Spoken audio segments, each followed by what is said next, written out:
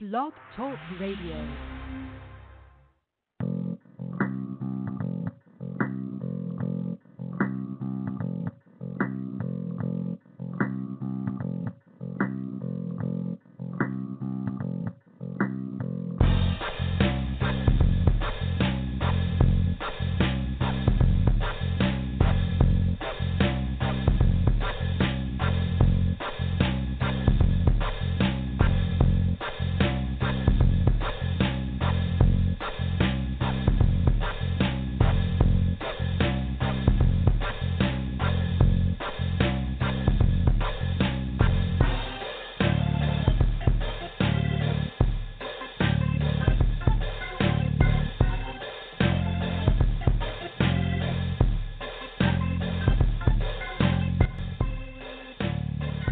Good evening.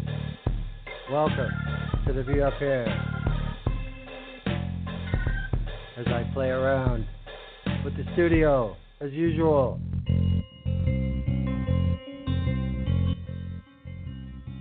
To hell with it. I'm your host, Canadian Glenn, and it is May 29th, 2019. Tonight, election integrity in Canada. Are we prepared for election 43 this October? October 21st, 2019, the day Canada will vote in its 43rd general election. Wow. Really weird. Whatever. There's a subject of discussion that will only grow as voting day nears, and it isn't about the parties and policy or lack thereof. It's about the integrity of the electoral system. In a digital world with information from everywhere to seemingly everyone, the issue of reliability is not a new question. Integrity of electoral processes around the world have been compromised. There's no disputing this fact. 2016 U.S. elections, 2018 U.S. midterms, Brexit, France, Germany, Austria, Turkey, right here at home. It's various electoral reform referenda in Ontario and in Alberta. New shadowy players in a new arena. It's an awful lot at stake. Now, Canada's current government has done more than most nations, recognizing and trying to identify, contain, and counter the threat. But surprise, surprise, not everyone involved wants to take action. Why? Politics and money. Now, Bill C-76, the Elections Modernization Act, did a lot to restore rights for voters, limit financial shenanigans, and set limits regarding timeframes on advertising and fundraising, the effectiveness of which is still up for debate. But there's nothing specifically on digital skullduggery. The environment changes rapidly and sources of influence disappear as quickly as they appear. Will the extra efforts protect the integrity of the election? The Critical Election Incident Public Protocol, CEIPP, is made up of 5 senior bureaucrats that will assess threats and determine if they are serious enough to inform Canadians. We'll get into the details on them. The Security and Intelligence Threats to Elections SITE Task Force consists of the Canadian Security, I don't even know what the establishment, that's what they're called. Okay. The Canadian Security Establishment, CSE, Canadian Security Intelligence Service, CSIS, RCMP, we know who they are, Global Affairs Canada, and the Intelligence Advisor to Government. That's who's on the SITE Task Force. It is mandated to prevent covert, clandestine, or criminal activities from influencing or interfering in the electoral process. Will these measures work? Now, why weren't political parties made to comply with PIPEDA, private information guidelines? Why aren't social media platforms willing to voluntarily comply to C-76? Money, perhaps? All right, well, when I started looking through this topic, I didn't think there would, really be as much as there is. We're going to take a little look back at Bill C-76, what the government has done. And I just want to say that when you hear people from the government talk about the rapidly changing environment or et cetera with this topic, they're not bullshitting.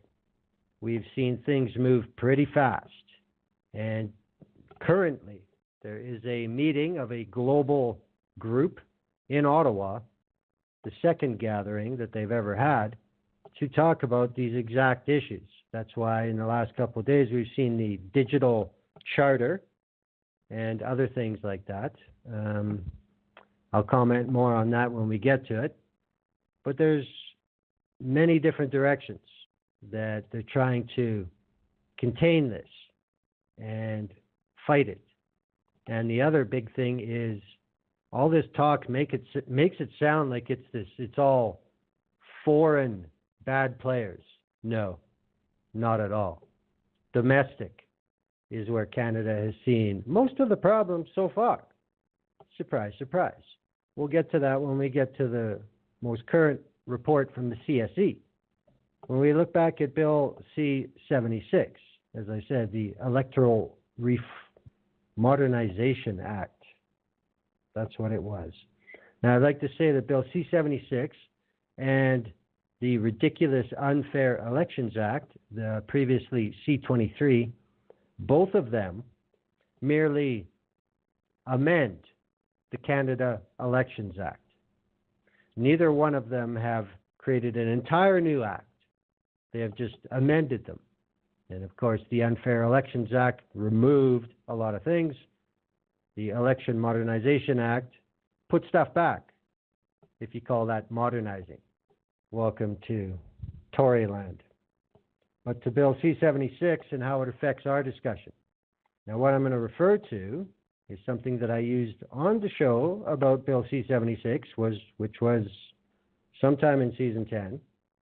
And I'm using the charter statement from Justice, because you can talk about the fines and the penalties that are involved in Bill C-76, but they are not really the issue here. We're talking about who gets to spend money when, not about who gets caught and who gets fined how much. The first thing I want to go back over is spending limits. Now, clauses 223 to 238, 262, and 271 of Bill C-76 would introduce new pre-election spending limits in fixed date election years, which this is. In these years, political parties would be subject to a national spending limit on partisan advertising during a pre-election period starting June 30th and finishing at the commencement of the election period, which means when the writ is dropped. So we haven't even hit that point yet. That's why you're seeing those shitty ads on every playoff hockey game all night long. They haven't hit any of the controls yet for spending money. Now, of course, there is an increase in spending limits because, inflation. Yeah, we're political parties. We want to spend more. Now, there's an issue about third-party spending limits. Now, the old third-party spending limit in the Canada Election Act, which came from guess who, applies to partisan advertising and issue advertising, which means precisely in this context, taking a position on an issue with which a registered political party or candidate is associated during elections. Now, this also got a boost. This is one of the things that people who say Bill C-76 didn't go far enough, this is what they're on about. Third-party spending limits are now increased to approximately $500,000. and extended to include funding of election surveys and partisan activities other than advertising, such as door-to-door canvassing. The limit will be approximately $4,000 per any electoral district. Now, these statutory fixed dates for general elections provide a degree of predictability about the timing of elections, particularly during majority governments. This predictability ensures wealthy political parties and third parties to spend significant amounts of money in the period leading up to the official election period. Spending limits in this pre-election period and in the election period itself enhance democratic values by promoting electoral fairness. Sure thing. Their purpose is to protect the right to meaningful participation of the entire electorate. According to this government document, they promote equality in the public debate during and immediately prior to an election by ensuring that wealthy individuals and entities cannot overwhelm the electoral discourse and drown out the voices of those with fewer resources. Third-party spending limits also protect the integrity of the financing regime applicable to candidates and parties. If individuals or groups are permitted to run campaigns that directly or indirectly support particular parties or candidates, this provides those parties and candidates with an unfair advantage over others that do not receive the same level of support. By promoting equality in the political debate and protecting the integrity of the financing regime, spending limits also ensure that voters have confidence in the electoral process by reducing the perception that wealthy entities can dictate the outcome of an election. Reducing the perception. Doesn't say anything about reducing the reality, does it? And it goes on to explain how the pre-election spending limits are a short period of time, from June 30th to when the election is called. Well, considering the election is on October 19th, I would expect the writ to be dropped anytime after Labor Day. So it's about 9 weeks in this pre-election period, if that's the way it works out. Now, attribution, registration, and disclosure requirements. This has become a big thing, especially regarding the internet. Registration and disclosure. Who made it? Where's it from? Etc. Now, any digital advertising that is undertaken by a group will fall under these rules. Clause 223 of the bill would require third parties spending more than $500 in partisan advertising, partisan activities, or election survey expenses in the pre-election period to register with Elections Canada. Third parties incurring $10,000 or more in total partisan advertising, activities, and survey expenses during the pre-election period will be required to appoint an auditor. Third parties incurring $10,000 or more under the same conditions, or receiving $10,000 or more in contributions for those purposes during that period would be required to file interim reports on contributions received and money spent in respect of these items. Reports would need to identify the name and address of those contributing over $200 for these purposes. Clause 223 would also require third parties to self-identify on pre-election partisan advertisements.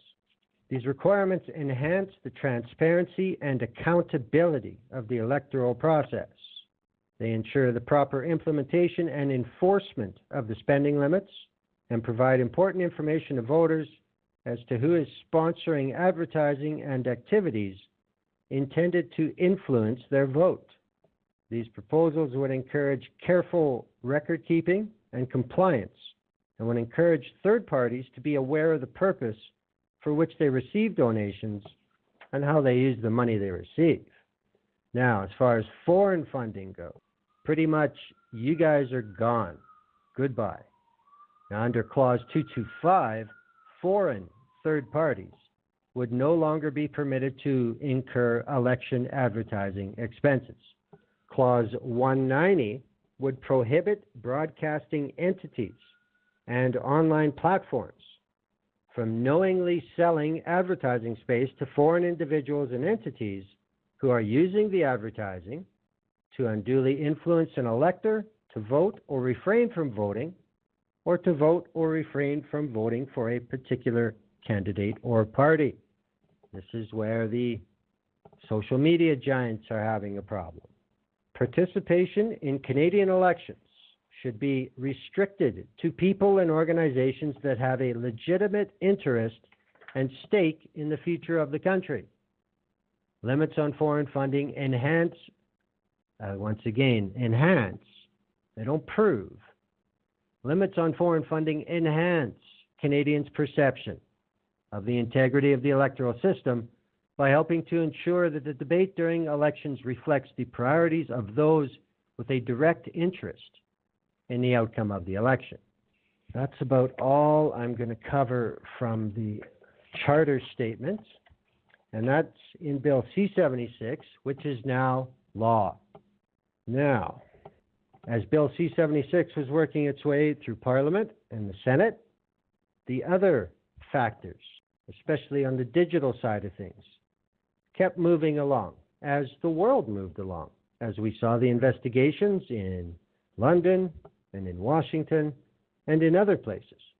I'm going to go back to August of 2018. Joan Bryden from Canadian Press said, this is very early in the process.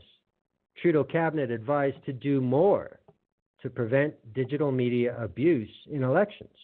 Foreign and domestic actors will almost certainly abuse digital media to try to manipulate voters and undermine the integrity of Canada's next federal election. Experts are warning the government.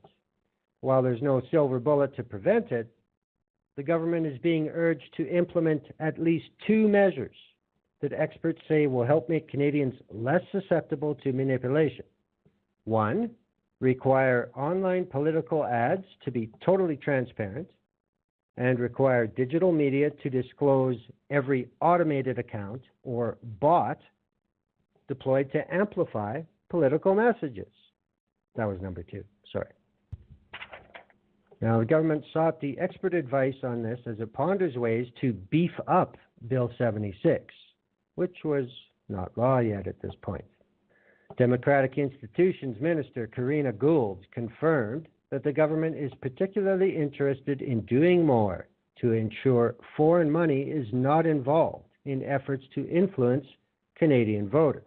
Now, what is this gentleman's name here? Ben Scott, who was the policy advisor on innovation for former President Barack Obama. He was invited to not really testify, just tell us what you think. Now, as far as the issue with the bots, he says this is crucial because he said people should know there's not a human being behind this account. I would tend to agree with that. Now, Scott said the disaster that has befallen the American political system was accelerated by disinformation disseminated through digital media, accentuating extreme views and causing a rapid and destructive polarization in American political culture. Now, the same phenomenon has occurred in different ways across the democratic world, and Canada will not be immune. Now, this is quoting Mr. Scott. In my view, it's not a question of whether it will happen in Canada. It will happen in Canada.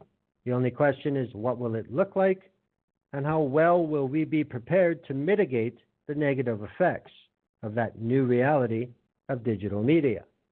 Now, another expert consulted by Cabinet, UBC digital media professor Taylor Owen, also agreed that C-76 could use some added muscle. The single thing that they could do that would be most powerful would be more robust ad transparency, so that we know every political piece of content that's shown to us as an individual is identified, who purchased it, who they targeted, how much they spent, and who it reached. If we have that, then at least we'll get transparency in the system so that after an election, we can hold actors accountable for who tried to influence whom. Now, Professor Owen also said he believes that online platforms like Facebook, Google, and Twitter should be made legally liable for the content they allow on their platforms. There is no reason, he argued, that digital media should be able to publish hate speech that is illegal in the non-digital world. Would tend to agree with that. That was in April. In October of 2018. This is from the Hill Times. Sherelle Evelyn. Liberals turn sights on social media giants in bid to boost elections bill. So we're seeing a definite pattern. What should we do? Do this. Okay. So they tried to get it done. Now, this is last October. Keep that in mind. The Liberal government wants to push major online platforms to expand their political advertising registries north of the border. As part of a package of more than 60 changes it's proposing to its elections modernization bill. When MPs return to the House on October 15th, 2018, members of the Procedure and House Affairs Committee will begin line-by-line deliberations of C-76. It's already a Herculean task, giving the legislation's 245 pages with 100 pages of explanatory notes, further compounded by a whopping 340 proposed amendments. Majority of those changes came from the opposition Conservatives, who have proposed roughly 250 changes to a bill that seeks to repeal many of the controversial elements introduced to the Canada Elections Act by the previous government's 2014 legislation, the Fair Elections Act. But the governing Liberals also submitted 66 amendments to their own bill, one of which aims to increase transparency around who is behind the political ads that Canadians see on popular platforms such as Google and Facebook. The amendment, sponsored by committee member, Liberal Member of Parliament Ruby Sahota, Brampton North, would add a requirement to the bill for online platforms that sell ad space to registered or eligible parties, registered associations, nomination contestants, and third parties to publish a registry of partisan and election advertising messages. The registry, which would be hosted by the platforms themselves, would have to include a copy of the published ad and identify whoever authorized it, such as the registered or financial agent of the party or candidate. This information would have to be kept available for 5 years. Why 5 years? Well, that's the election cycle, isn't it? Those placing the ad shall provide the owner or operator of the platform with all the information in the person's or group's control that the owner or operator needs in order to comply. Now, to fall into this category, there were also thresholds.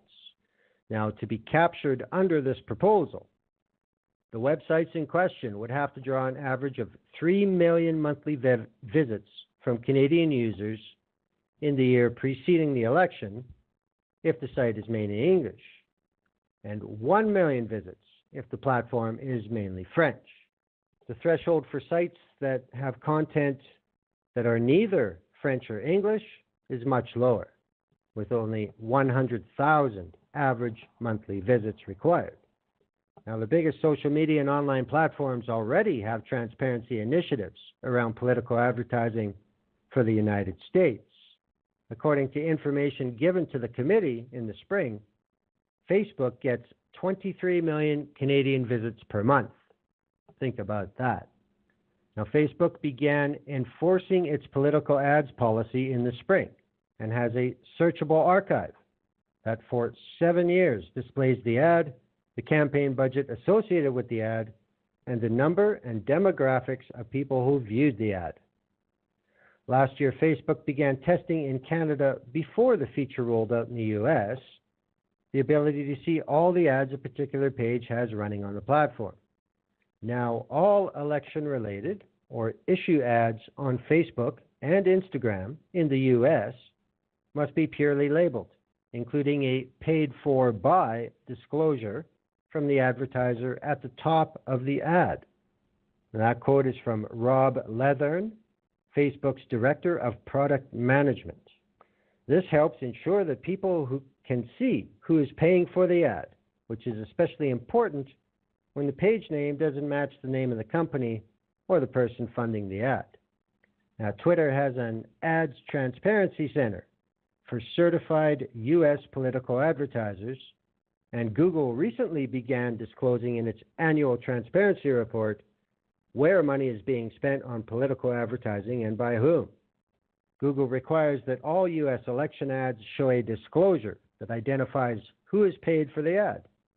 For most ad formats, Google will automatically generate a paid-for-by disclosure using the information provided during the verification process.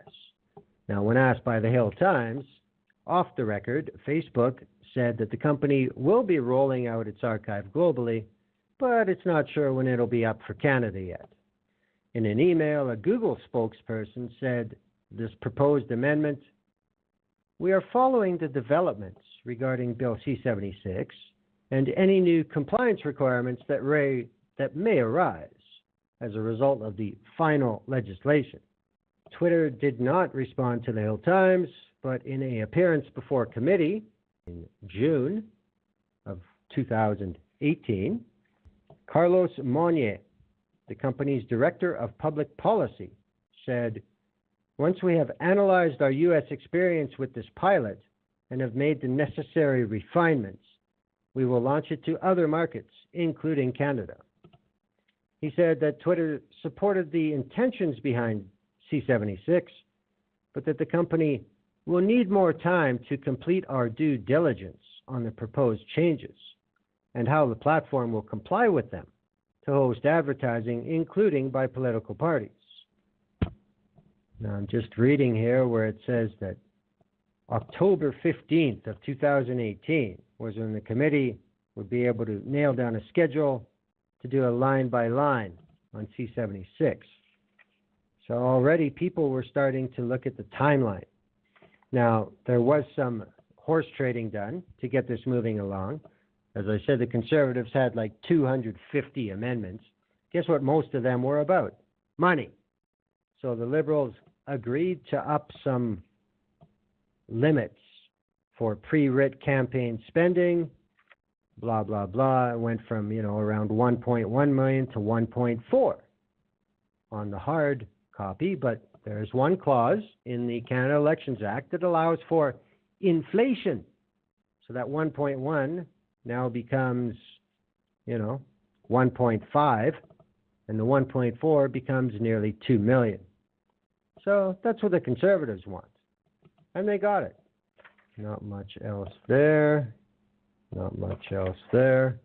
You can see, as I said, this wasn't a bill that they read on the floor. Okay, just let it do its thing. Whatever. Keep passing it. Bill C-76 has been massaged at every step of the way. Now, November of 2018. This Canadian Press, Joan Bredin. Now, the Minister Gould said Bill C-76 is just one tool to deter foreign election interference. And you look back at that now for what we have today, well, that certainly makes sense, doesn't it? Now, should a foreign entity attempt something on the scale of Russia's bid to manipulate the results of the 2016 American election, Minister Gould said that would be considered a matter of national security, and the full breadth of tools available to the federal government would be applied. Now, she indicated those tools could include sanctions, Canadian Criminal Code, and the Magnitsky Act. Guess who they're going after there? Now, she said this before Senate, their committee. And surprisingly enough, in Senate committee, the Conservatives said that they expressed doubt that the bill will prevent foreign entities from using social media to spread fake news designed to influence the outcome of an election. The minister acknowledged that it may well be impossible to prevent all foreign interference in elections in this day and age. There was really not much revealed, just that little tidbit about, yeah, we've got other stuff too. Well, that's all well and good. Bill C-76 did manage to have a fairly uneventful voyage to becoming law for something so major. But of course, like I said, there are those that are not too happy with it. I'm going to read from a backgrounder on federal election changes from Democracy Watch, who you can always count on to get all over what's really going on. This is released by Democracy Watch today, May 29th. The key changes needed to ensure honest, fair, democratic federal elections are as follows. This is in addition to what we have now with Bill C-76 and the CEIPP and the Site Task Force and everything else. According to Democracy Watch, Bill C-76 only prohibits big social media companies from knowingly running an ad paid for by a foreign entity. And it requires them to publish a registry of election-related ads and maintain it for now 2 years. According to Democracy Watch, those measures will do nothing to stop secret, fake online election ads paid for by Canadians or Canadian entities, and will do little to stop foreign paid ads, as the social media companies will just claim they didn't know the ads were paid for by foreigners. Valid point. Again, all the foreign or all the focus on foreign bad actors. What's been done domestically? Next to nothing. Bill C-76 also doesn't do enough to require political parties to protect the private personal information they collect about voters, as it only requires that they publish their privacy protection policy on their website, instead of extending federal privacy laws to cover political parties. We'll get to that as far as PIPEDA goes. Bill C-76 does nothing to strengthen the prohibition of false election promises by parties and candidates, but needs to be strengthened because the Commissioner of Canada Elections negligently refuses to enforce it. The Commissioner responded to Democracy Watch's complaint about Liberal Party leader Justin Trudeau baiting voters with his false promise of electoral reform. And the decision from the Commissioner of Canada Elections was a decision refusing to enforce. That's interesting. They didn't say he didn't do it. This is now we're not going to enforce it. Bill C-76 also makes more false claims about candidates legal by narrowing the rule that prohibit false claims. The current rule, which would be prior to Bill C-76, so the old rule, prohibits any false claim in relation to the personal character or conduct of a candidate or prospective candidate. Bill C-76 narrows the rule so it only covers false claims that these people violated the law or have been charged or investigated for a violation, and false claims about citizenship, place of birth, education, professional qualifications, or membership in a group or association. Now, it says here, according to Democracy Watch, the Senate tried to amend the bill to restore the broader rule, but the amendment was rejected. I find that strange, very strange. Now, Bill C-76 more than doubles the spending limits for third-party interest groups. That is true. It also sets meaninglessly high limits of $1.5 million for party ad spending and $1 million for third-party ad spending during the 60 to 75 days before the election campaign period begins. Those were the conservative amendments in Senate to get the bill moving.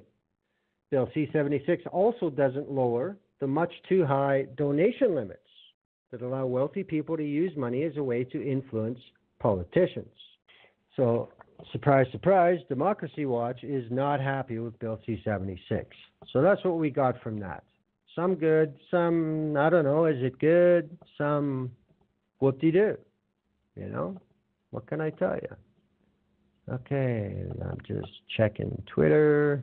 Give me a second. We're going to move on. We're going to get into the digital stuff. January 13th of this year. Sorry, January 30th. January 30th, 2019. iPolitics, Charlie Pinkerton. Government releases blueprint for protecting election from interference.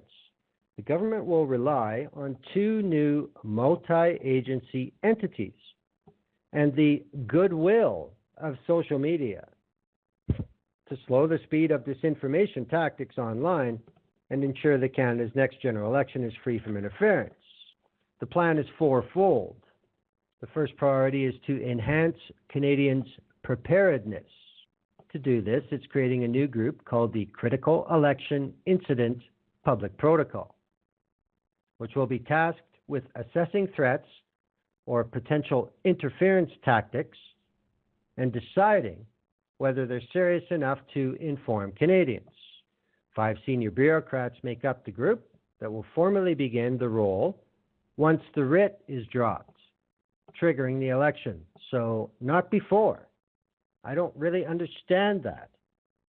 If these people are supposed to look at election incident, why are they just going to sit at the same table 30 days before we vote? What's wrong with right now? Government officials said there would be a high threshold for the protocol group to address the public about an incident and said they would only do so if something could impact Canada's ability to have a fair election. An official said incidents on a national scale, like hacked or leaked party emails, viral deepfake videos, or calculated disinformation campaigns, would constitute the group informing the public. Now, the minister said social media platforms will be expected to act in ways that encourage transparency, authenticity, and help keep the election free from interference.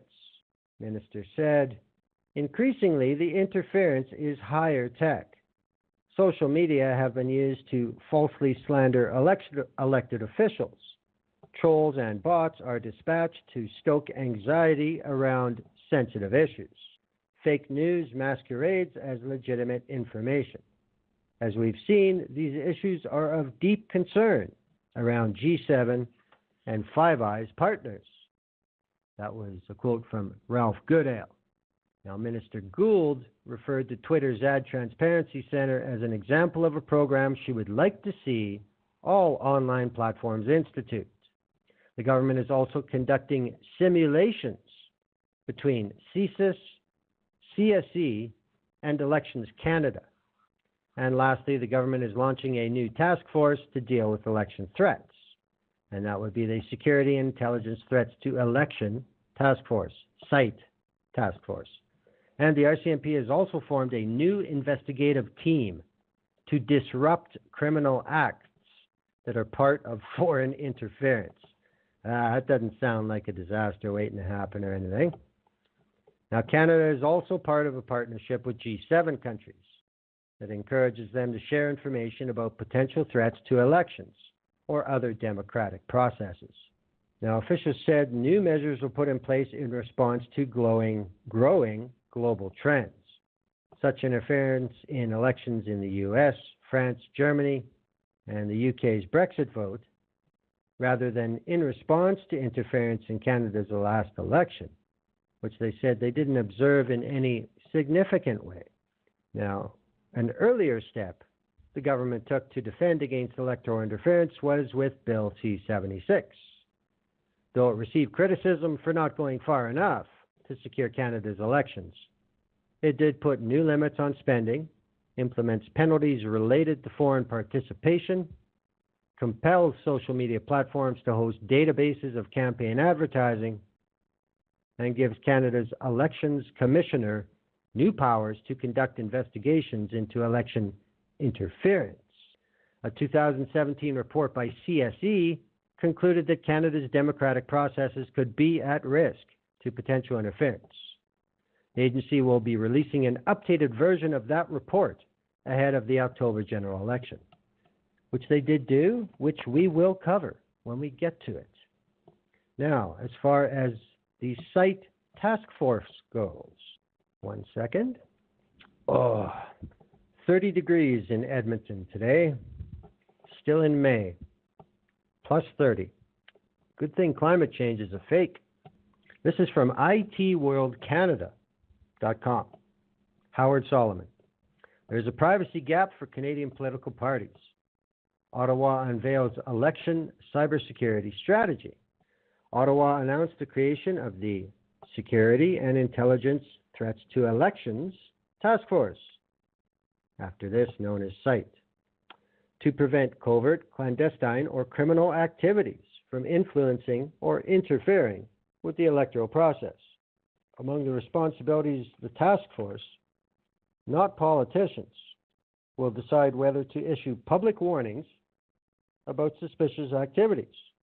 Also, at a conference in Toronto, one of Ontario's assistant privacy commissioners said the fact that political parties don't have to comply with the privacy law regarding the personal data they collect is unfortunate.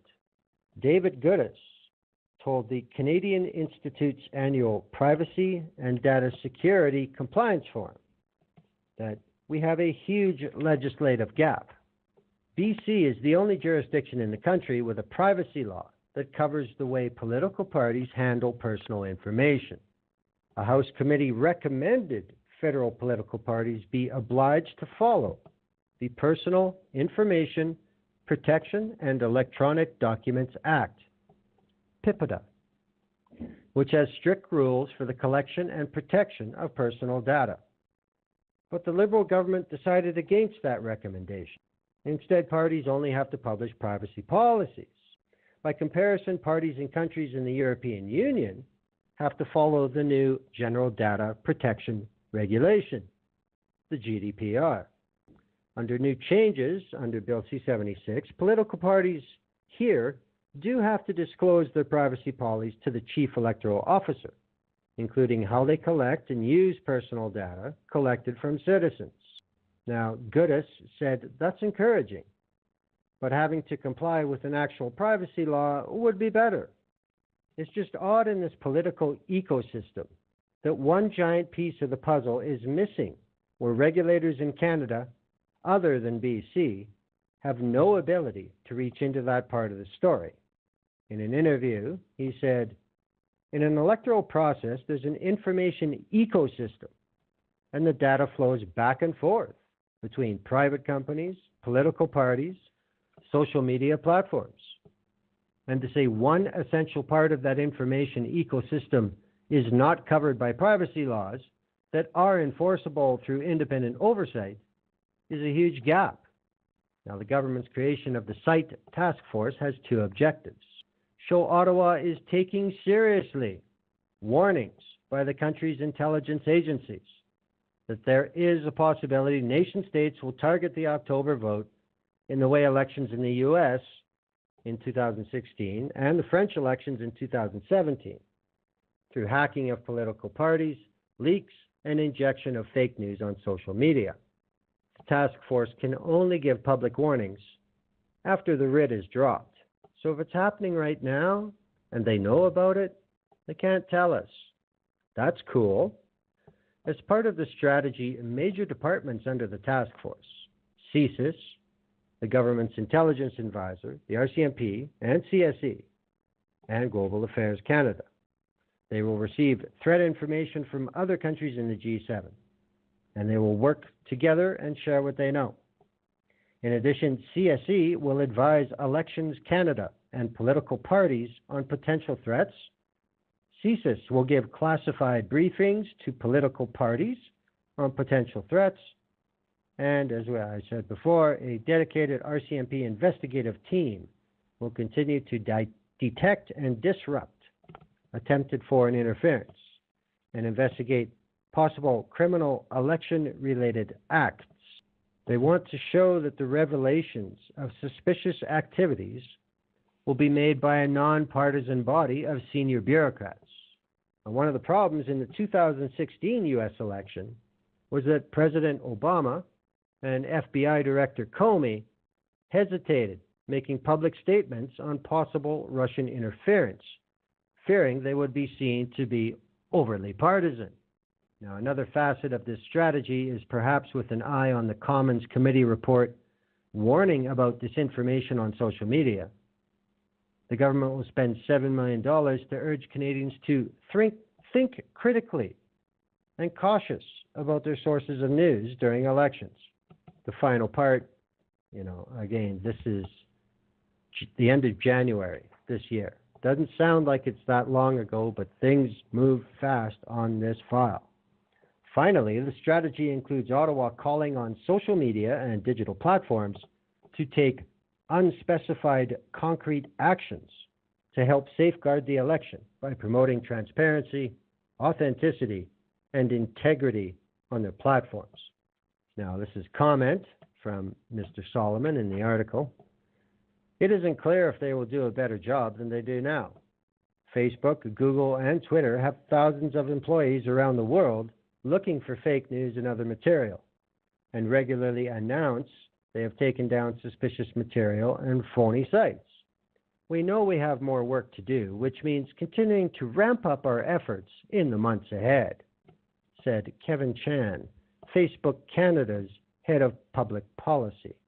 One thing platforms will have to deal with is the recently updated Elections Act, courtesy of Bill C-76, which mandates them to keep a registry of who is paying for election-related ads.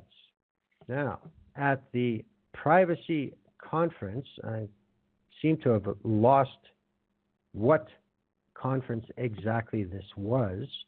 Oh, the Privacy and Data Security Conference of the Canadian Institute. There we go. At the conference, again, we go back to David Goodis. He highlighted another well-known example of social media manipulation, the use by Cambridge Analytica of the data of millions of Facebook users to create profiles used to target ads in a number of political campaigns.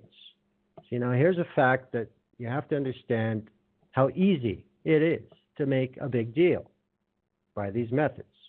The data was pulled from the profiles of 300,000 Facebook users who willingly participated in what they thought was a personality test. They didn't realize the app also pulled in the profiles of their friends. The final total was not 300,000, it was 87 million users. Goodis said, the fear is data harvesting for psychological profiling by political parties is manipulating the outcome of elections and potentially undermining democracies. However, he also said it's still not that easy to see exactly how effective the psychological profiling is. Well, that is true. However, psychometrics is a rapidly expanding industry. So I would say if it doesn't work, your phone wouldn't be ringing. 2016 elections are almost 3 years ago now. January 30th. There's more details. We had the one column about a little more about SITE. Now we have one about the CEIPP. Catherine Tunney, CBC, January 30th. New 5-member team to warn of disruptive interference during federal election campaigns. The government is setting up a new critical election incident public protocol group. 5 bureaucrats who will alert the public if they become aware of interference during the campaign period. The panel will be made up of the Clerk of the Privy Council, the Federal National Security and Intelligence Advisor. So that dude's got jobs on SITE and this protocol. The Deputy Minister of Justice, the Deputy Minister of Public Safety, and the Deputy Minister of Global Affairs. Now, this was announced by Minister Gould. She said that given Canada is a member of both NATO and Five Eyes, it would be naive to assume Canada won't be targeted in the lead up to the election. Now, if the team determines there's a substantial threat, either foreign or domestic. It would alert the Prime Minister, political party officials, and Elections Canada that it would be holding a news conference to warn the public and advise people on what they should do to protect themselves. However, again, always, however, officials say there is no plan to police the usual political spin on the campaign trail. Government officials speaking to reporters on background said the threshold for going public would have to be high, involving threats deemed disruptive to a free and fair election in October. Examples of such threats, they cited the email hacking scandal in France or videos spreading false information that go viral. While politicians would be alerted first, the government officials said they wouldn't be in a position to stop the panel from going public. One official said the protocol would be used in a Comey-like incident, again, citing the incident where Director Comey felt very tepid about saying the Russians are coming, being part of a Democratic administration. Minister Gould said, "This is not about refereeing the election. Our hope is that such a public announcement never happens." Okay, well, that's fine. Now, if you look at the slideshow, you see a lovely little graphic from the federal government that describes the site task force. It has the members, the CSE, CSIS, Global Affairs, and the RCMP, and it says what their mandate is. Now, CSE is the Information Technology Security. They will provide advice, guidance, and services to help ensure the protection of electronic information and of systems of importance. They collect foreign intelligence for the Government of Canada on threat actors, and they support CSIS and RCMP for quote-unquote technical operations. Their activities on the site task force will be providing intelligence and cyber assessments, protecting government systems and networks, and providing cybersecurity advice and guidance to political parties, provinces, and other institutions involved in democratic processes. What is CSIS supposed to do? Well, intelligence and threat reduction. They will collect information about foreign influenced activities that are detrimental to the interest of Canada and are clandestine or deceptive or involve a threat to any person. They will counter such activities through threat reduction measures, whatever the fuck that means. They will provide advice, intelligence reporting, and intelligence assessments to the Government of Canada. Their activities provide threat briefings and intelligence reportings to Elections Canada and the Commissioner of Elections, provide an assessment of hostile state activity, methodologies, and capabilities to the Government of Canada. What will Global Affairs do? Well, basically, they'll talk to the G7. They will receive all foreign studies, compendiums, everything basically after the fact that's being shared amongst the G7. Won't really be real-time stuff. How about the RCMP?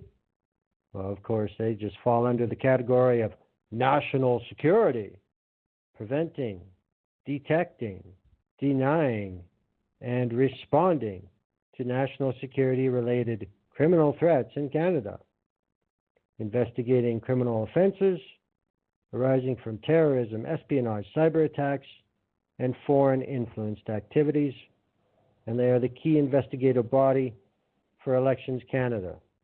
So that's what SITE is going to do. Those are, 5 of the biggest organizations in government. Now let's get back to the social media side of things. Now, if you've been paying attention to this situation around the world, you can tell that the Government of Canada has done a lot more than a lot of other places, U.S. included, and the money is there to pay for it. Besides bitching about how much money our buddies can spend, etc., etc., you would have to say that there has been generally cooperation amongst parties. Now we move to April 8th. iPolitics, Charlie Pinkerton. Social media companies' policies are not meeting Ottawa's standards, said Minister Gould. The minister tasked with guarding against foreign interference in the 2019 election says she is disappointed with actions taken by social media companies to ensure their platforms are not misused or manipulated. Back in January of this year, Democratic Institutions Minister Karina Gould announced the framework of how the government intends to protect this fall's election from foreign interference, which included how social media companies will play a part. She said that social media platforms will be expected to act transparently and keep the election free from interference. Now, while discussing a new report from CSE about foreign interference, that will be the update they promised to give, Gould told reporters that the companies hadn't met the government standards. Gould said the government has had several discussions with all the platforms, which she would later say included Facebook, Twitter, Google, Pinterest, Reddit, and Microsoft, to varying degrees of success about how they can keep Canada's election safe against foreign actors' meddling attempts. The minister said, "We have not really seen that much progress with them. I think the platforms feel as if this is something they should be doing on their own. I don't have the confidence that they're disclosing everything with us." Minister said she's not feeling great about what the companies have committed to and says she doesn't think they're taking their role as seriously as they should. Gould said in the case that social media companies don't comply with the government's request that they self-regulate, that then it will look at other mechanisms. Facebook has said that it will launch an advertisement library where all political ads will be searchable ahead of the next federal election. It's used a similar tactic in other countries, but has not yet launched its Canadian version. But the minister said there's still much more that Facebook could do. Twitter hasn't committed to publishing an ad library in Canada yet, even though it's required to under the new election laws. As far as Google goes, a spokesperson from Google said to iPolitics that Google has met several times with Gould, her staff, Elections Canada, and the Elections Commissioner, and the Privy Council office to talk about its plans, about transparency and cybersecurity. It's also launched several initiatives to fight misinformation across its platforms and contribute to Canadians' news literacy. We have every intention of continuing our close work with government to protect Canada's democratic institutions and election activities, said Colin McKay, Google Canada's head of government policy. Remember that. We'll get to that shortly. Minister Gould said that her government hasn't introduced legislation targeting election interference because the type of threats has changed so rapidly since they were elected, and because the government didn't want to take away the benefits that social media provide to people. What is most important for me is to think about a regulatory framework that would apply into the future, because what we don't want is to regulate and legislate for something of the past and not be looking forwards. Well, good on them for figuring that shit out. Canada's government has been discussing what regulating social media would look like domestically in conversations with its allies, according to the minister. She referenced a new policy paper published in the United Kingdom, as well as laws passed by Australia's government that holds social media executives accountable for violent content on their platform. Now, these could be potential blueprints for what Canada could follow. The UK's Online Harms White Paper, published in April of this year, opens its consultation for how to regulate online harms. It aims to counter illegal and unacceptable content spread online, undermine how terrorist groups weaponize the internet, stall the spread of disinformation, and de-escalate how social media is used to encourage violence. The minister also pointed to the European Union's Code of Practice on Disinformation as a standard that she would like social media companies to uphold in Canada. That code from 2018 set out agreed upon measures by online platforms, social networks, and advertisers to combat the spread of disinformation online. Minister said that has not been something any of the platforms have been interested in pursuing here in Canada. I've talked to them about Canada 2 principles for programs and projects that they've rolled out in other jurisdictions with regards to their elections, to apply those here in Canada. And that's received different levels of interest from the platforms, but I haven't seen a willingness or keenness to respond actively here in Canada. The next day, this is from Policy Options, IRPP. They did not accredit a specific author, but this, IRPP always does good stuff. This is like, just let me check the dates here. Let me check. Okay, that was April 8th. This is April 10th. So remember that little thing about Google about, oh yeah, we're meeting with everybody and oh yeah, we'll keep working. April 10th. What have we learned from Google's political ad pullout? Google pulled out of political advertising in Canada because of a new law. The lesson is that governing online platforms is hard, but necessary. What happens when government tries to govern big tech? For Canada, the answer is that big tech packs up and leaves. Google recently announced it was going to ban political ads ahead of the next federal election because it could not comply with new legislation designed to bring greater scrutiny to online advertising by creating a political ad registry. Understanding who is advertising and how exactly they're operating brings greater transparency and integrity to the electoral system and might prevent the influence of malicious players. This reaction by Google matters for Canada and for the rest of the world because online advertising is part of the numerous policy challenges involving big tech on the horizon. Canada, like many countries, is trying to improve election advertising online by requiring better reporting and archiving. Bill C-76 requires companies to create political ad registries. Ads must be added to the registry immediately, providing some real-time monitoring during elections. Hopefully, the registry enables journalists, researchers, and government to understand what ads run during an election. Oversight ensures only legitimate actors are advertising and doing so within spending limits. A registry also has the potential to expose platform-based micro-targeting, where candidates can run tens or hundreds of thousands of ads generated instantly using algorithms. The ads are custom designed to appeal to specific voters and to manipulate their behavior. While many are calling for this practice to be banned outright during elections, at the very least it should be made wholly transparent. Now, the law is not onerous. It requires all online platforms, and again they quote the monthly visit limits, to keep a registry of election and partisan ads starting a year before the election and keeping them online for 2 years afterwards.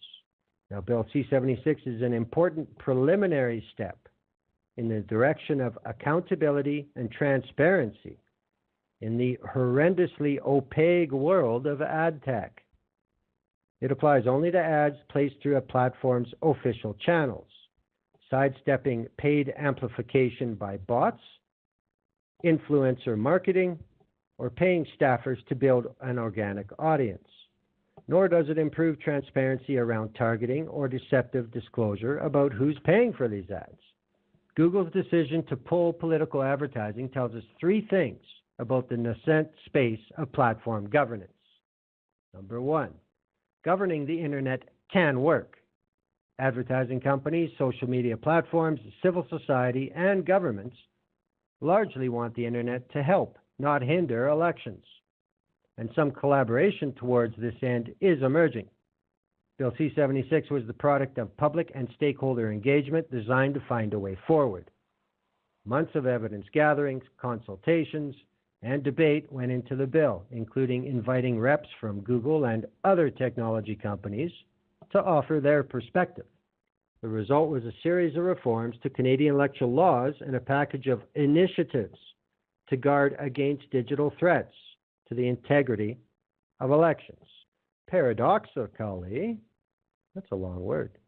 Paradoxically, Google's exit from political advertising shows the new law is working. It was put in place to address the total lack of information available to the public about online political ads.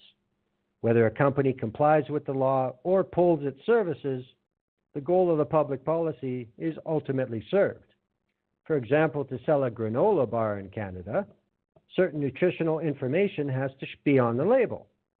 If a manufacturer finds it too challenging to get an accurate calorie count, it doesn't have to sell its bars in Canada. In this case, the social harm that the government identified was mitigated. Google's response shows that the threat of regulation can change behavior. Google's exit might also have unintended benefits for the Canadian ad market.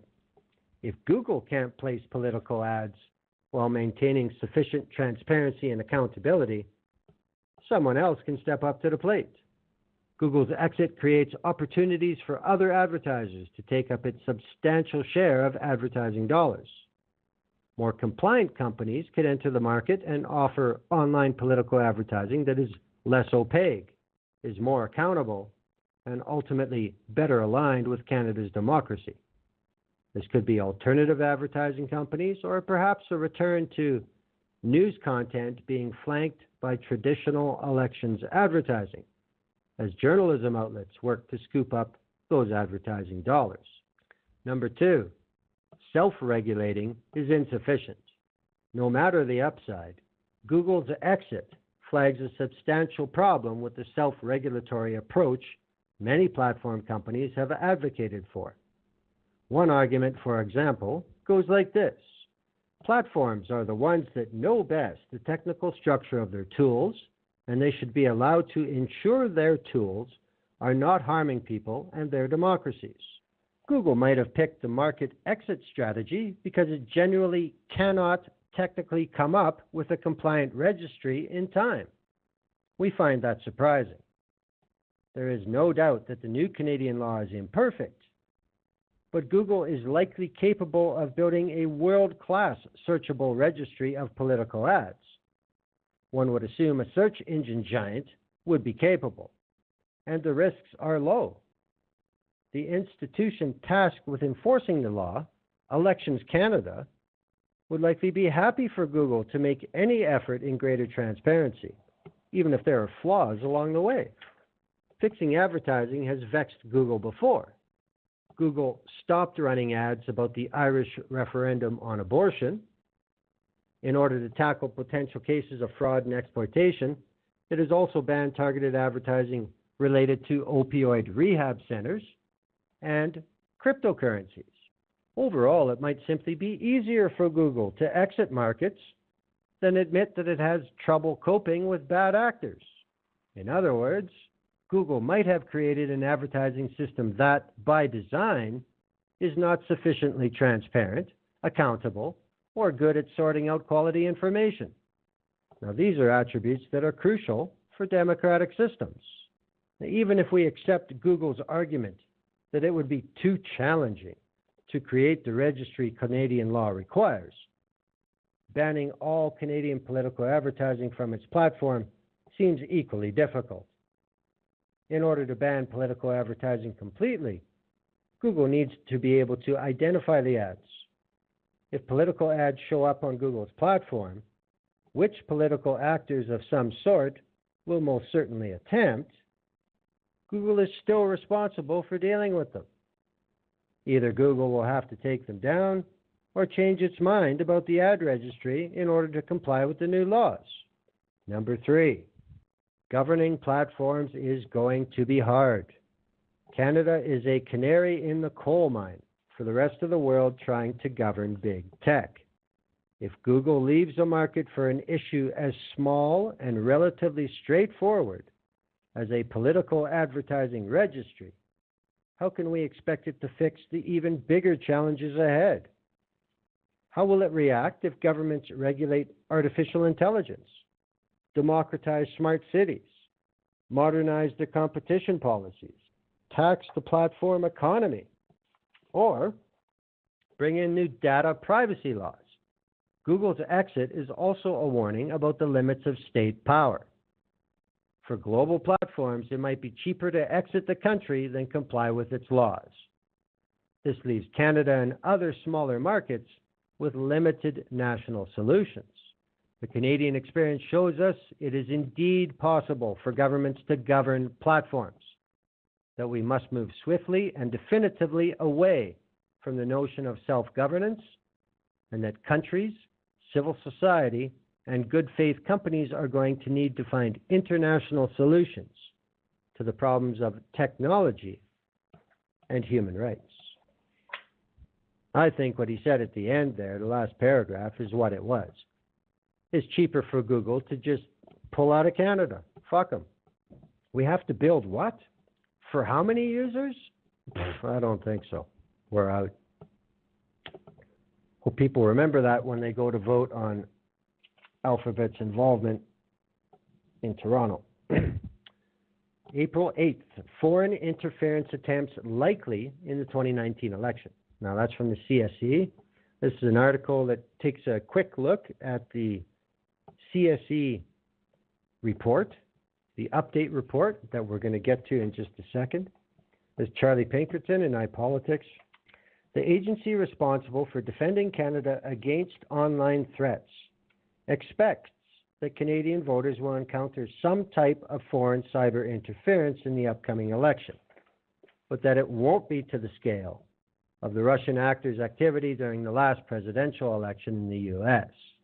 That projection comes from Communications Security Establishment's update to its report of cyber threats facing Canada's democratic processes. CSE's first assessment was published in June 2017. Since its first report, CSE says the chance that foreign actors will attempt to meddle in Canada's next election has grown. According to the report, half of all advanced democracies that held national elections last year were targeted by some sort of online threat. Attacks were 3 times more frequent than in 2015. CSE notes that since the last election, the Canadian public and its political leaders have been targeted by various foreign cyber interference activities. It says more than one adversary has used social media to spread disinformation about Canada in an attempt to polarize Canadians or undermine Canadian foreign policy, and that state-sponsored media of foreign countries has tried to smear Canadian cabinet ministers. Yeah, they're calling out Israel. Nice to see. We judge it very likely that foreign cyber interference against Canada would resemble activity undertaken against other advanced democracies in recent years. The new report also says that voters have been targeted more frequently by foreign actors online than political parties, candidates, or staff. The report points to deep fakes as a new threat for the first time. Deep fakes are manipulated videos, often done by imposing someone's face over another's or slowing down the audio to appear like an authentic video. Deep fakes become widespread and heavily reported online last year after becoming well known for being used to superimpose celebrities' faces into pornographic videos. CSE says the technology could be used to smear candidates and influence voters. Now, that's all I want to say from the little summary news article. I'm going to get to this report. This is from the Communications Security Establishment, our NSA. 2019 update, cyber threats to Canada's democratic process. This document provides an update to the 2017 report released by CSE. Its purpose is to let Canadians know about the cyber threats to our democratic process in 2019. This report considers cyber threat activity that affects the democratic process. Cyber threat activity involves the use of cyber tools, for example, malware or spear phishing, to compromise the security of an information system by altering the confidentiality, integrity, and availability of a system or the information it contains. Well, there's a significant amount of false and misleading information online.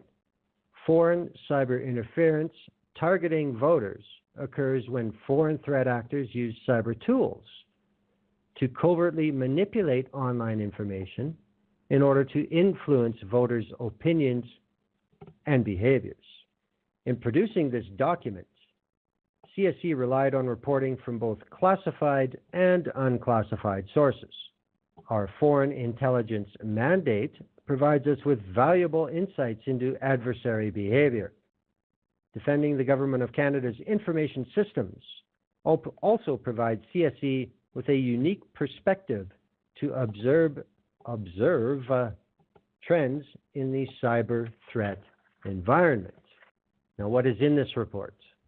We discuss a wide range of cyber threats to global and Canadian political and electoral activities, particularly in the context of Canada's upcoming 2019 federal election. Providing cyber threat mitigation advice is outside the scope of this document. In other words, that's all classified. Screw you.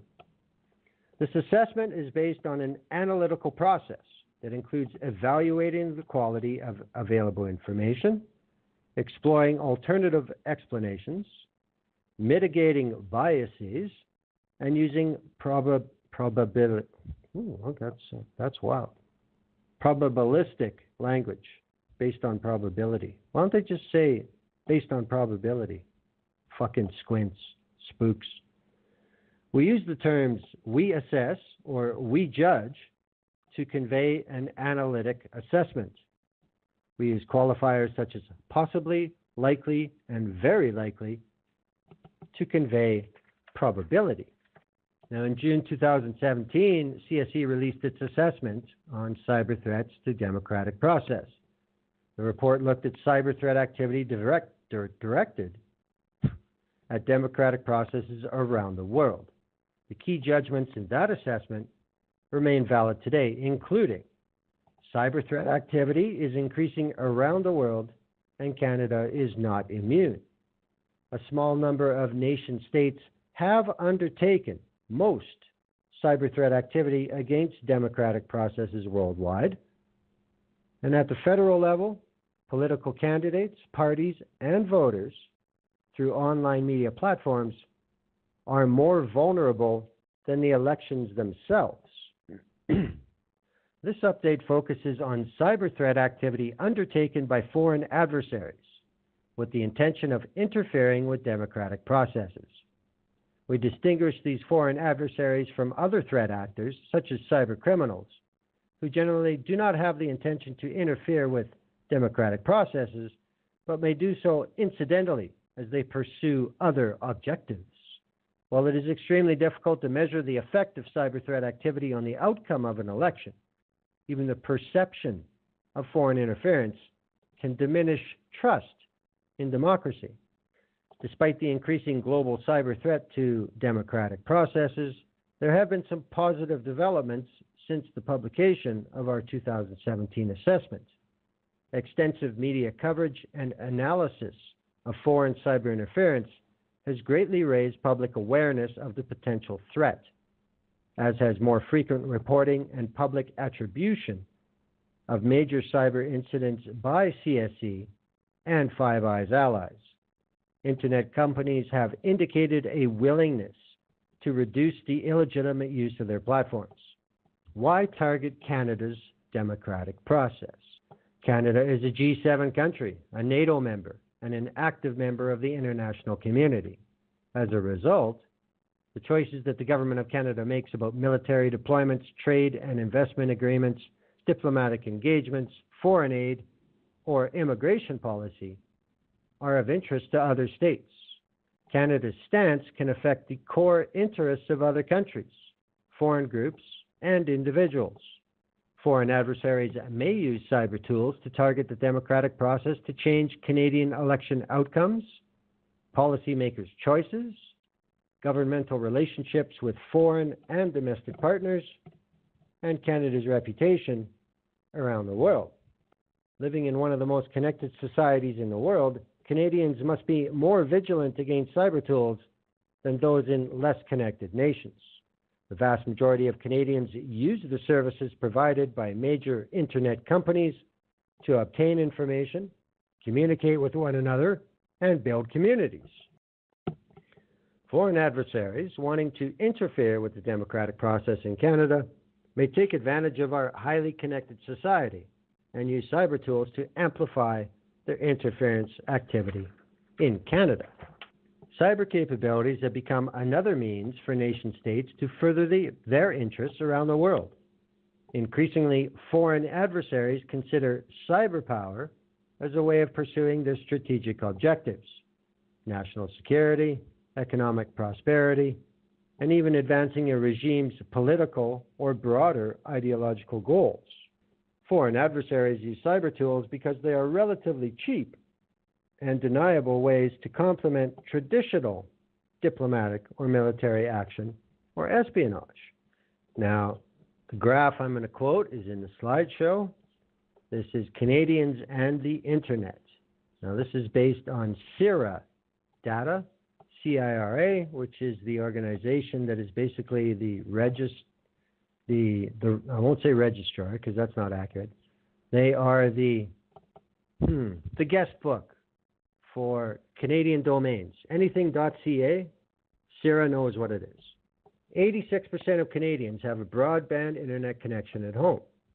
74% spend 3 to 4 hours online each day. 48% use social media as a source of news.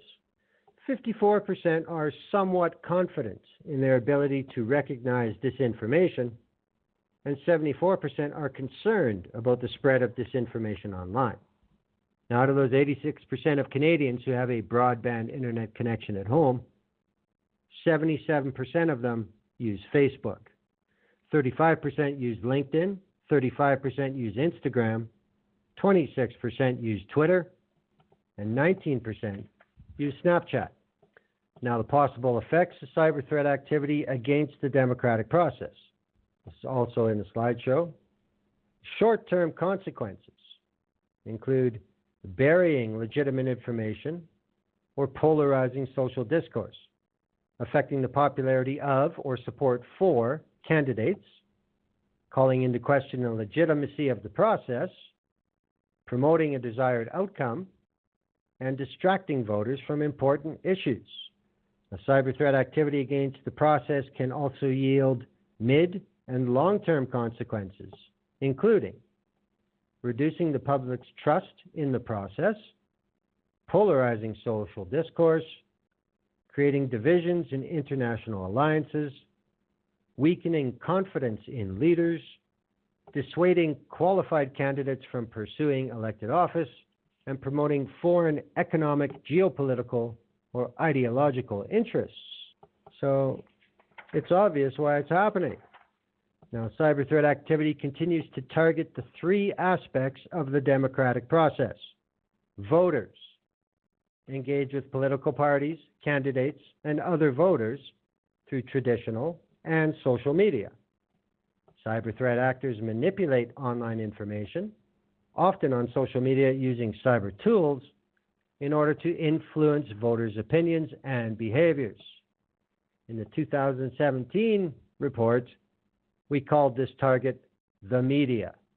We have revised this term to focus less on the medium and more on the target itself, the voters.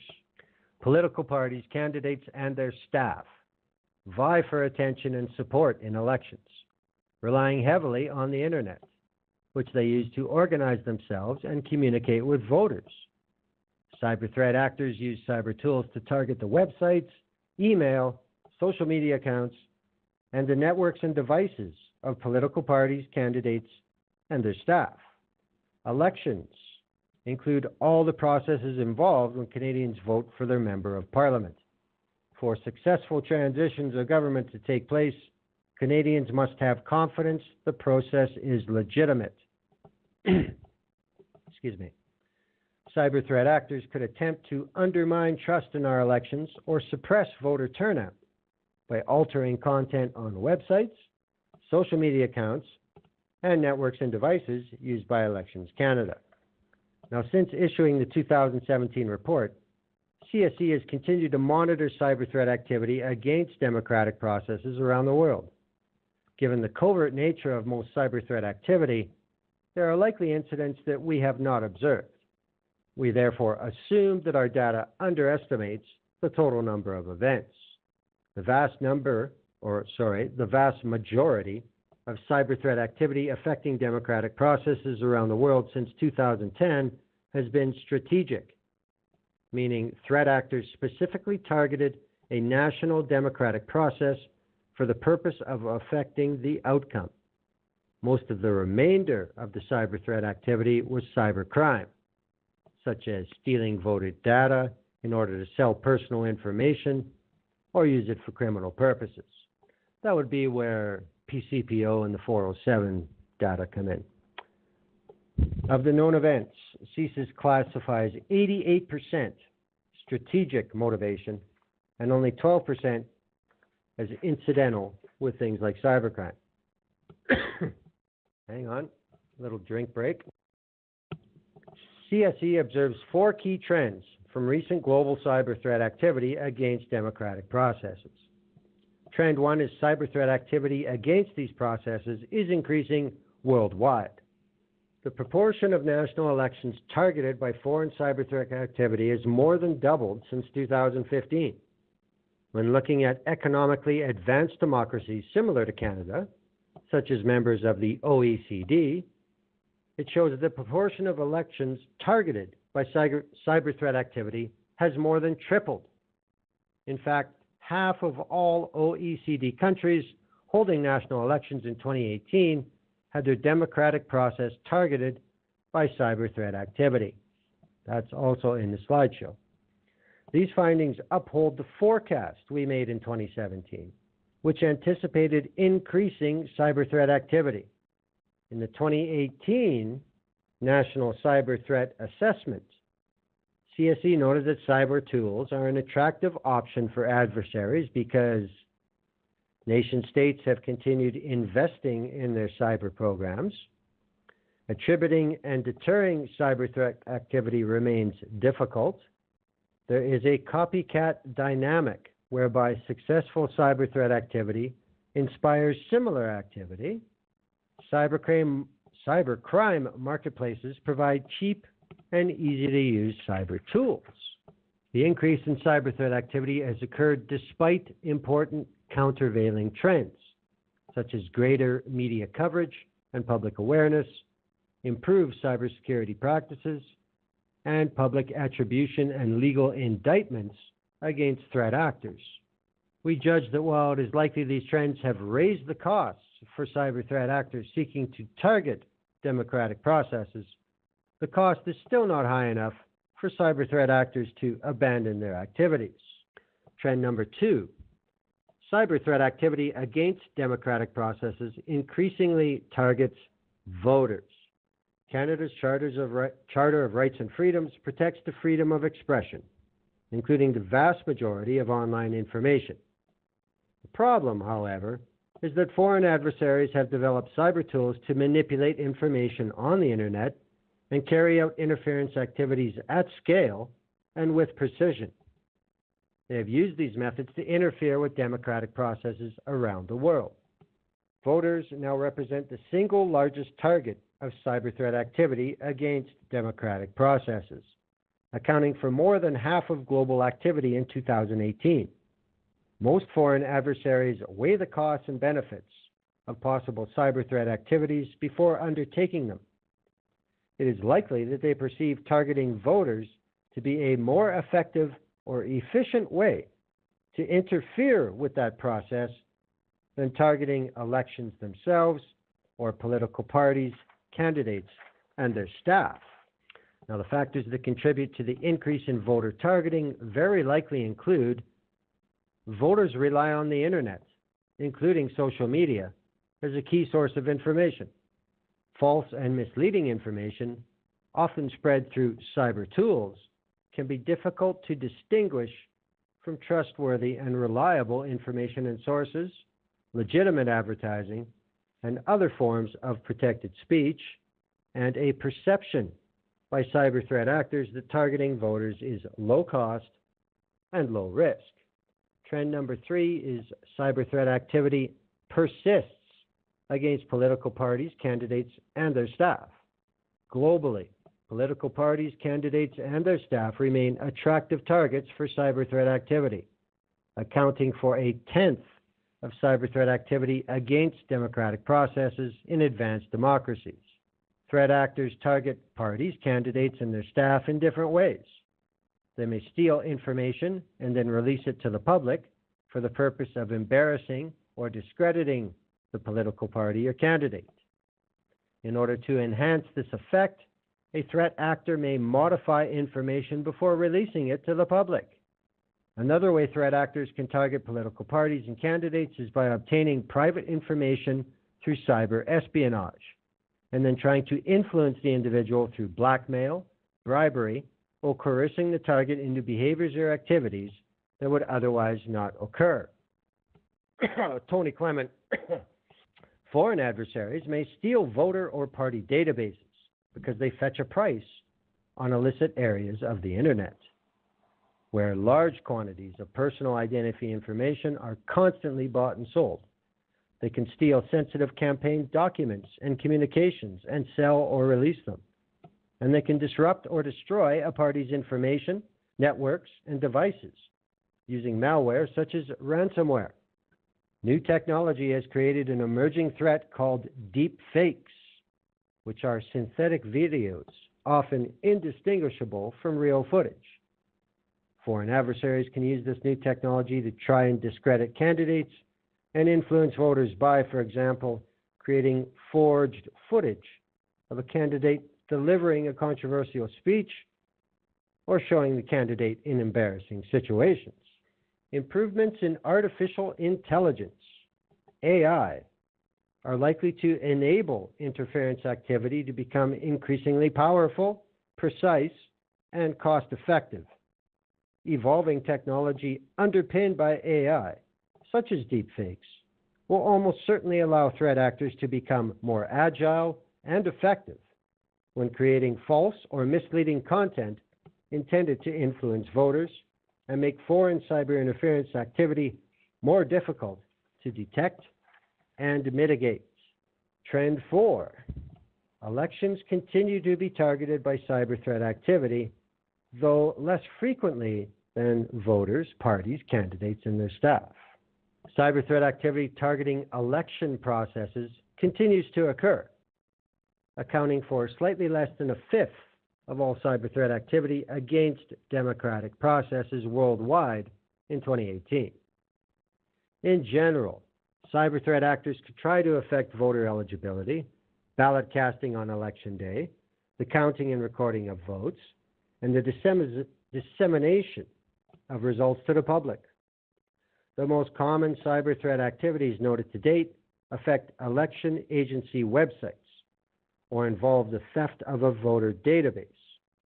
In carrying out these activities, foreign adversaries generally attempt to sow doubt about the validity of an election result, rather than covertly change the result. So far. Cyber threat activity very rarely affects the IT systems that electoral agencies use for recording, storing, and transmitting election data, such as the vote count. Such activity accounted for less than 4% of all cyber threat activity against elections globally in 2018. Cyber threat actors very likely see changing a vote count in a national election as difficult and very likely consider it impossible against elections that use hand-counted paper ballots, such as the Canadian federal election. Foreign influence and interference outside the election period. Since the 2015 federal election, Canadian political leaders and the Canadian public have been targeted by foreign cyber interference activities. For example, more than one foreign adversary has manipulated social media using cyber tools to spread false or misleading information relating to Canada on Twitter, likely to polarize Canadians or undermine Canada's foreign policy goals. Foreign state-sponsored media have disparaged Canadian cabinet ministers, and a foreign adversary has manipulated information on social media to amplify and promote viewpoints highly critical of Government of Canada legislation, imposing sanctions and banning travel of foreign officials accused of human rights violations. Okay, so that means Russia and China. Forecast of foreign interference during the 2019 election. We assess that an increasing number of foreign adversaries have the cyber tools, the organizational capacity, and a sufficiently advanced understanding of Canada's political landscape to direct cyber interference during the 2019 federal election, should they have the strategic intent. Even if a foreign adversary does develop strategic intent to interfere with Canada's democratic process, we consider foreign cyber interference of the scale of Russian activity in the 2016 U.S. presidential election improbable at this time in Canada in 2019. However, we judge it as very likely that Canadian voters will encounter some form of foreign cyber interference ahead of and during the 2019 federal election. We judge it highly likely that foreign cyber interference against Canada would resemble the cyber interference campaigns undertaken against other advanced democracies in recent years. Foreign adversaries have attempted to sway the ideas and decisions of voters by focusing on polarizing social and political issues, promoting the popularity of one party over another, or trying to shape the public statements and policy choices of a candidate using cyber tools or social media platforms. The Canadian federal election is paper-based, and Elections Canada has a number of legal, procedural, and IT measures in place that provide very robust protections against attempts to covertly change the official vote count in Canada. It is likely, however, that adversaries will try to deface a website or steal personal information that could be used to send out incorrect information to Canadians, causing an inconvenience or disruption to the election process. The aim of such activity would be to sow doubt among voters, causing them to question the legitimacy of the election. This activity may even discourage certain voters from participating in the democratic process altogether. The last page is them backing up how they're going to serve everybody on site and CEIPP and doing their job. See, now everything there is focused foreign. How many times did you hear domestic at all? But for what's happening right now this week, before we run out of time, Joan Bryden, Canadian Press, May 27th, that's Monday. Some tech giants sign on to Canada's declaration on electoral integrity. Facebook, Google, and Microsoft have signed onto a declaration promising a dozen initiatives to protect the integrity of the Canadian election this fall, including working to remove phony social media accounts and fake content. But other tech giants, including Twitter, have not signed on. The Canada Declaration on Electoral Integrity Online was announced by Democratic Institutions Minister Karina Gould just hours before an international committee of politicians was to begin a 3-day meeting in Ottawa aimed at figuring out how best to protect citizens' privacy and democratic fairness in the age of social media. Minister Gould told the House of Commons, "I wish to stress that the Wild West online era cannot continue. Inaction is not an option. Disinformation must not stand." She appealed to other digital platforms who are operating in Canada and who care about protecting our election to join Microsoft and Facebook and publicly commit to meeting these expectations laid out in the declaration. Members of the International Grand Committee on Big Data, Privacy, and Democracy are to grill reps from a host of internet giants, Facebook, Google, Twitter, Microsoft, Amazon, and Mozilla on what they're doing or not doing to prevent abuse. Many politicians from all three major parties in Canada have come to the conclusion that government needs to regulate the tech giants because they can't be relied upon to regulate themselves. Gould later said regulation will inevitably come if tech giants don't follow through on the commitments in the declaration. By signing on to the declaration, some of the largest internet companies at least signaled a willingness to voluntarily tackle some of the problems that politicians fear threaten democracies around the globe. Joining the Canada Declaration on Electoral Integrity reflects how deeply committed we are to playing a meaningful role in promoting a healthy and resilient democracy, said Kevin Chan, head of public policy for Facebook Canada. We support principles aimed at affording all Canadians access to technology, control over their data, and peace of mind when it comes to their online privacy and security, said Colin McKay, Google Canada's head of public policy. Now, remember quotes from these two, last year when they were before committee? Yeah, it seems like they've changed their tune a bit, doesn't it? Among other things, Facebook, Google, and Microsoft commit to intensify efforts to combat disinformation and promote transparency, protect against cyber threats and misrepresentation of candidates, parties, and election officials, ensure transparency for regulated political advertising, including helping users understand when and why they've been targeted by an ad, assist users to better understand the sources behind content they see, to block and remove malicious bots, to work to remove fake accounts and inauthentic content. For Facebook, Chan said that will mean going over and above the recently legislated requirement that digital platforms create an online registry for political ads. Facebook will not just identify the source of each ad, it will also provide information on how much was spent on it and the target audience. Also use AI to try to seek out political ads that do not comply with the law. Google trying to talk their way out of it. We'll skip that. There's another article from the Star, Alex Boutillier, the same topic, but a little bit different focus. The Liberal government has no immediate plans to introduce new rules for social media and internet giants operating in Canada. Instead, the government has received partial buy-in for another set of voluntary standards Ottawa expects those companies to follow. Again, it comes with the threat, sign on, you guys better follow the rules. If after the election you didn't follow the rules, then we're going to regulate. Well, we still got a little bit of time. Let's hit the domestic front. There has been an issue made about lobbyists and what they say and what they do and who they give their money to, especially in the period before an election. The Federal Lobbying Commissioner, Nancy Belanger, has updated the office's guidance on the Lobbyist Code of Conduct related to three areas: preferential access, gifts, and political activities.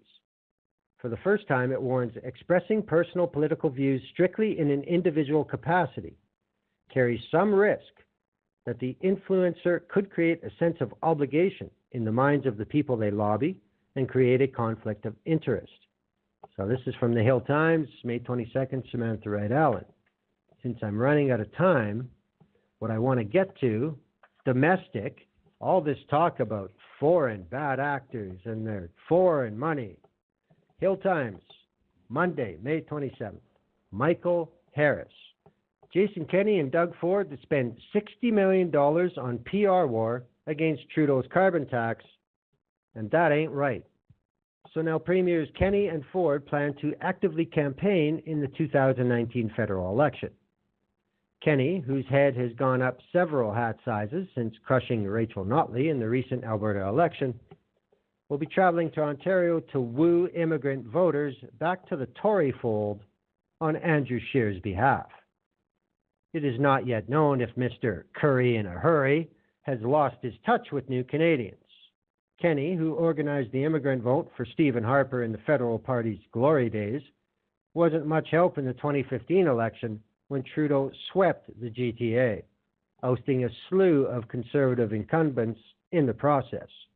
More than that, Kenney will be spending $30 million of Alberta taxpayer money to conduct a public relations war against the Trudeau government's carbon tax, critics of the tar sands, and environmentalists.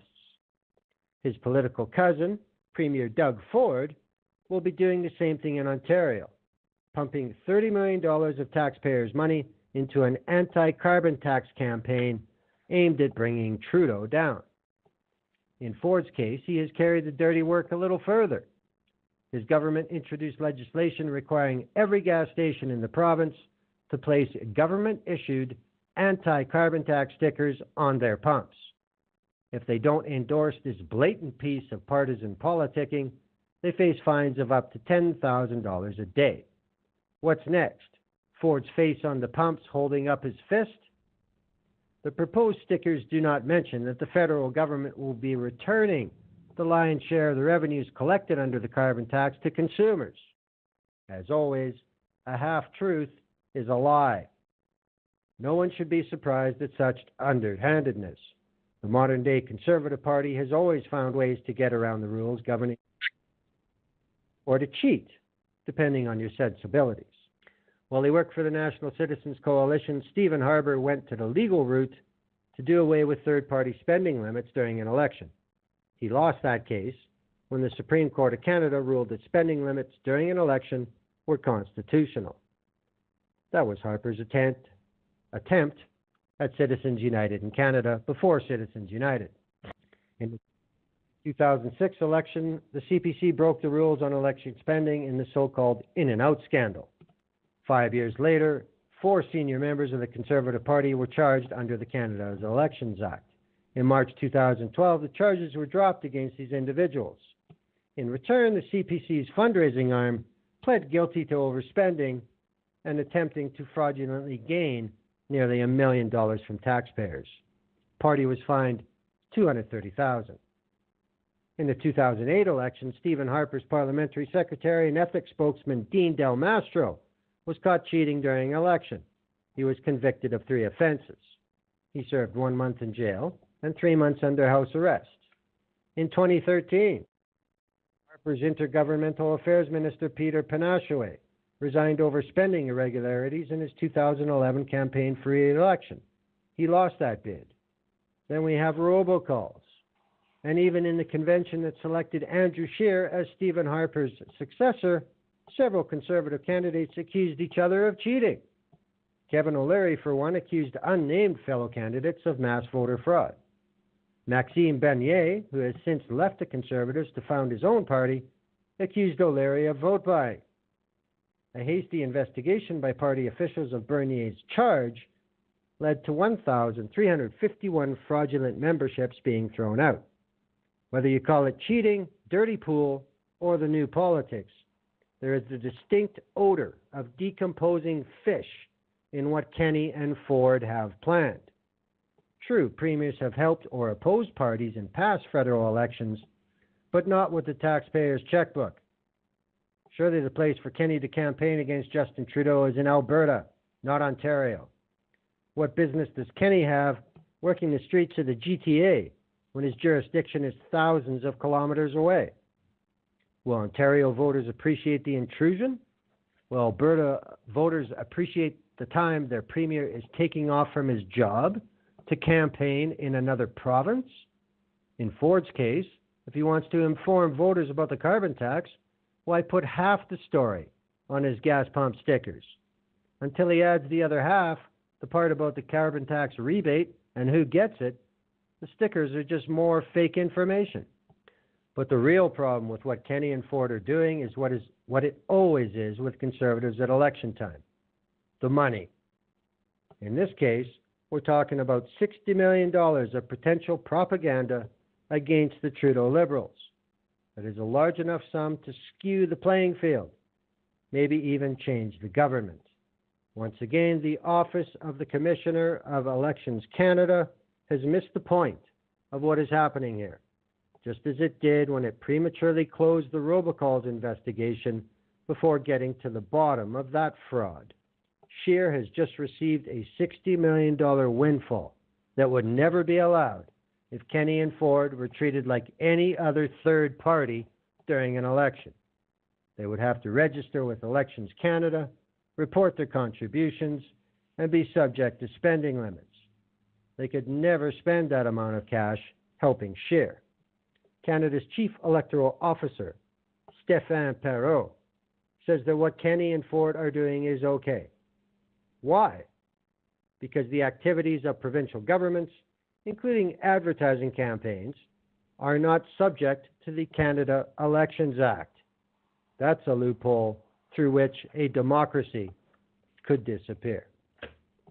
If you Google search, you're going to find some actual useful stuff from our NSA, CSE, about what's out there, what they're doing, etc., etc.